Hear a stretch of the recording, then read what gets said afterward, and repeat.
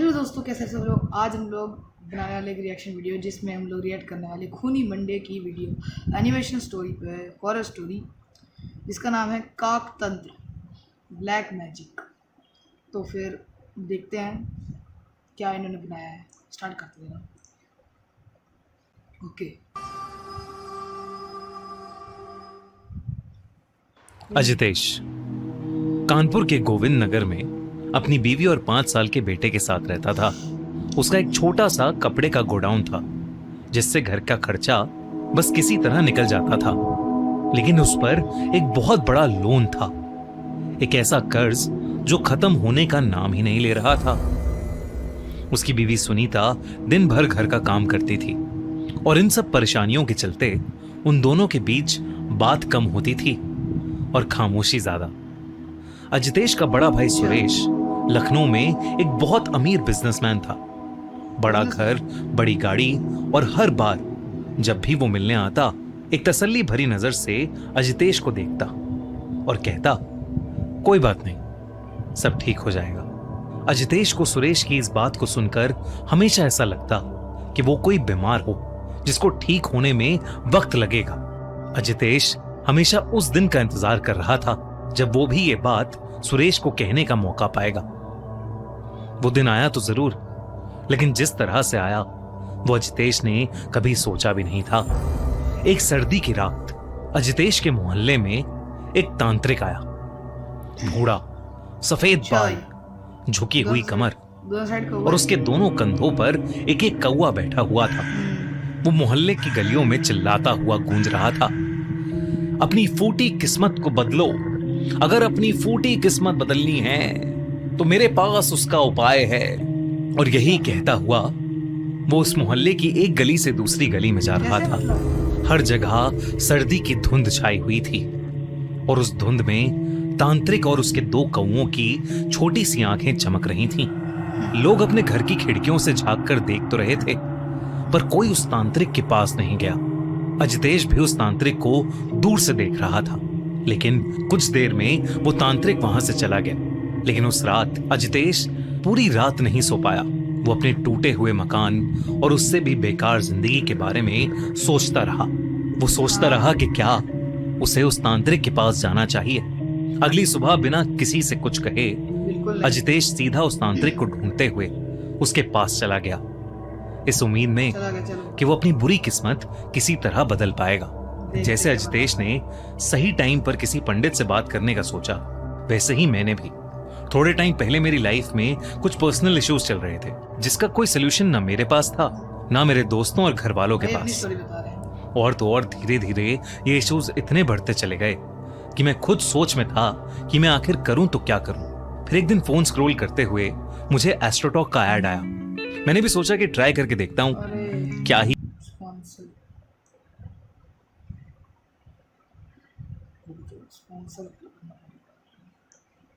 कर फाइनली उस तांत्रिक के पास पहुंच गया। अब भी उसके कंधों पर 2 कौवे थे। अजितेश ने अपने साथ हो रही परेशानी के बारे में उस तांत्रिक को बताया। उस तांत्रिक ने पूरी बात सुनी और फिर उसे कुछ ऐसा बताया जिसे सुनकर वो शॉक्ड हो गया। उस तांत्रिक ने उसे बताया कि कौवे पितृलोक के दूत हैं, जिंदा और मुर्दा लोगों की दुनिया के बीच का दरवाजा, और अगर उन्हें काक तंत्र से सही ढंग से साधा जाए तो वो हर काम करते हैं जो इंसान के बस में नहीं होते। लेकिन ये सिद्धि बहुत खतरनाक है। ये इंसानी खून मांगती है। रोज सुबह बिना किसी चूक के अजितेश को अपनी उंगली काटनी होगी, थोड़ा सा खून दाने में मिलाना होगा और कौवे को खिलाना होगा। और अगर एक दिन भी चूक हुई तो सिद्धि सच्ची में ब्लैक मैजिक है, टूट जाएगी और फिर खुद अजितेश की जिंदगी तबाह हो जाएगी। अजितेश ने उस तांत्रिक से कहा कि उससे कोई चूक नहीं होगी, इसलिए वो तांत्रिक अजितेश को काक तंत्र सिखाने के लिए मान गया। तांत्रिक ने अजितेश से खून लेकर दानों में मिलाकर उसके कंधों पर बैठे कौवों को खिला दिया। काक तंत्र पूरा हुआ। तांत्रिक ने अजितेश से जाते वक्त सिर्फ इतना कहा कि कौवों को कभी भूलना नहीं, क्योंकि ये माफ नहीं करते। अजितेश ने अपना सर हाँ में हिलाया और वहां से चला गया। पहले हफ्ते में ही अजितेश की वो डील क्लोज हो गई जो 3 साल से अटकी थी। फिर एकदम से अजितेश के पास बहुत सारा पैसा आना शुरू हो गया। रोज सुबह अजितेश उठता, उंगली कैसे, मतलब चलो देखते हैं। काटता, दाने में खून मिलाता और कौवे उसे खाने आते। अजितेश ने नया घर ले लिया और सुनीता ने पहली बार घर में घुसते वक्त वो मुस्कान दी जो अजितेश ने काफी सालों से नहीं देखी थी। कई साल बीते, अजितेश अब रईस हो चुका था, पर ऐशो आराम की इस जिंदगी में एक सुबह उससे वो भयानक चूक हुई जिसे ना करने की सलाह उस तांत्रिक ने दी थी। वो कौवों को दाना डालना भूल गया। धीरे धीरे अजितेश दाना डालने की विधि हफ्ते में एक बार करने लगा और फिर टाइम के चलते वो भी बंद हो गई। लेकिन उसके बाद से नए घर के बाहर एक कौवा रोज सुबह कार पर बैठता और तेज आवाज करता।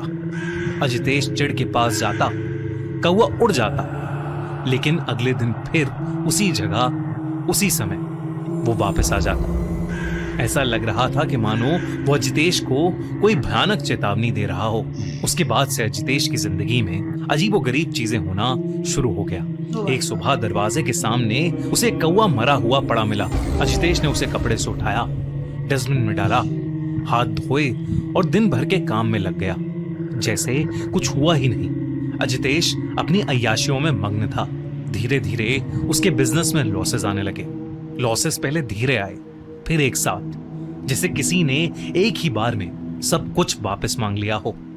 और उसे हर सुबह अपने दरवाजे के बाहर मरे हुए कौवों की लाशें मिलने लगी। इतना ही नहीं, जिस डील से उसे सबसे ज्यादा फायदा हुआ था वो कैंसिल हो गई। एक पार्टनर फ्रॉड करके गायब हो गया और अजितेश के गोडाउन में आग लग गई। पैसा कहां और कैसे जा रहा था अजितेश को समझ ही नहीं आ रहा था। ऐसा लग रहा था कि मानो कोई रोज उसकी तिजोरी खाली कर रहा है। नए घर में रहना उनके लिए अफोर्डेबल नहीं था। और एक दिन अजितेश और सुनीता अपने बेटे के साथ चुपचाप अपना सामान उठाकर पुराने घर में वापस आ गए, बिना इस बारे में कोई भी बात किए। पुराने घर में आकर जब अजितेश ने पहली बार बाहर झांका तो उसकी सांसें रुक गईं। छत पर, दरवाजे पर, रेलिंग पर, पीपल की डाली पर जो घर से बिल्कुल सटी थी, हर जगह बस कौवे ही कौवे थे। चुप, बिल्कुल चुप, जो बिना हिले, बिना उड़े, एकटक सिर्फ घर को देखते रहते, जैसे वो जानते थे कि वो आएगा।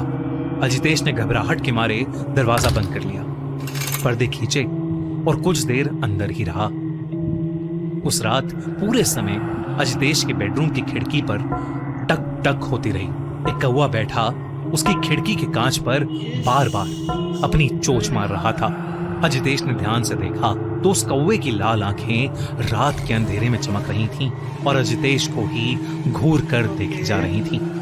अजितेश ने अगली सुबह उठते ही अपनी उंगली पर एक कट लगाया और अपना खून दानों पर लगाकर कौवों के खाने के लिए रख दिया, लेकिन कोई भी कौवा नहीं आया। अजितेश का बड़ा बेटा, जो अब 15 साल का हो गया था, वो अब बहुत शांत रहने लगा था। वो किसी से कुछ नहीं बोलता था। कोई उससे ज्यादा पूछताछ करता तो वो उसके ऊपर गुर्रा देता।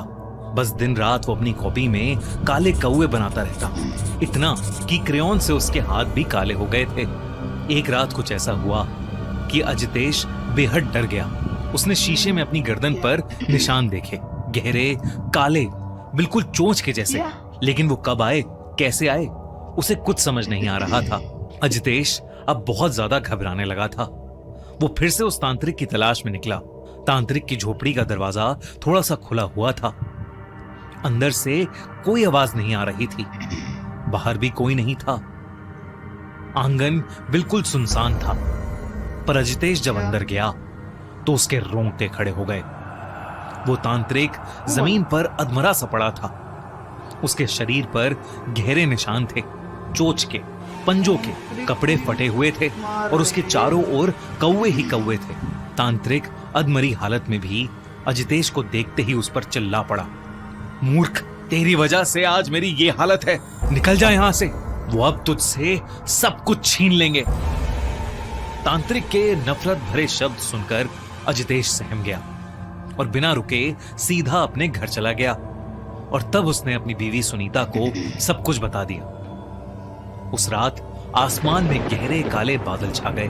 पहले एक कौवा आया, फिर 10, फिर 100, फिर इतने कि आसमान का रंग ही बदल गया। उनकी चेंचे की आवाज एक साथ हवा को काट रही थी। अचानक अजितेश का नाम उसकी बीवी सुनीता ने जोर से चीखा। आवाज उसके 15 साल के बेटे के कमरे से आ रही थी। जब अजितेश वहां गया तो उसके बेटे को अजीब से दौरे पड़ रहे थे, जैसे मरने के समय कोई कौवा फड़फड़ाता है, बिल्कुल वैसे ही उसका बेटा छटपटा रहा था। फिर वो अजितेश को देखते ही गुस्से से पागल हो गया। उसकी आंखें लाल होने लगीं और चेहरा काला पड़ने लगा। अचानक उसके होठ एक कौवे जैसे चोंच में बदल गए और उसने अजितेश के ऊपर हमला करना शुरू कर दिया। ये देखकर सुनीता की चीख निकल गई, लेकिन वो तब तक नहीं रुका जब तक अजितेश की सांसें खत्म नहीं हो गईं। और तभी अचानक से उनके घर के अंदर सैकड़ों कौवे घुस आए और अजितेश के शरीर से उसका मांस नोचने लगे। ये सब देखकर सुनीता की रूह कांप उठी थी। उसके बाद अजितेश का बेटा बेहोश हो गया और बिल्कुल पहले की तरह नॉर्मल दिखने लगा। वो उसी रात अपने बेटे के साथ हमेशा हमेशा के लिए वो घर छोड़कर चली गई और फिर कभी लौटकर उस घर में वापस नहीं आई। अजितेश का वो घर आज एक खंडर बन चुका है, लेकिन लोगों को उस घर के अंदर 100 से ज्यादा कौवों का झुंड मंडराता हुआ दिखता है।